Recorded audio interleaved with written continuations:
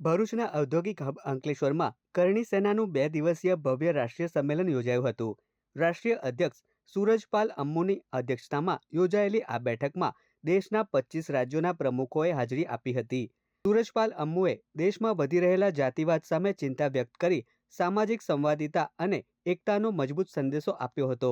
આ કાર્યક્રમ માત્ર એક સંગઠન પૂરતો સીમિત ન રહ્યો, પરંતુ અહીં યાદવ, પટેલ, બિંદ અને અન્ય સમાજના અગ્રણીઓ, અખિલ ક્ષત્રિય સમાજના પ્રમુખ આઈબી સિંહ, ભરૂચ આહિર યાદવ સમાજ સંઘના પ્રમુખ ઇન્દ્રજીત યાદવ, રાજકીય અગ્રણી અને કોળી પટેલ સમાજના આગેવાન મગન માસ્ટર, બિંદ સમાજના નેતા રાજારામ બિંદ, ભરૂચ જિલ્લા ભાજપ ઉપપ્રમુખ સુશીલ સિંહ તેમજ અન્ય મહાનુભાવોમાં ઉદ્યોગપતિ અનુરાગ પાંડે, વિદ્યાવાસિની ચેરિટેબલ ટ્રસ્ટના અનિલ શુક્લા અને રોટરી ક્લબના પ્રમુખ પંકજ ભરવાડાનાઓનું સન્માન કરી સામાજિક સમરસતાનું ઉત્તમ ઉદાહરણ પૂરું પાડવામાં આવ્યું હતું.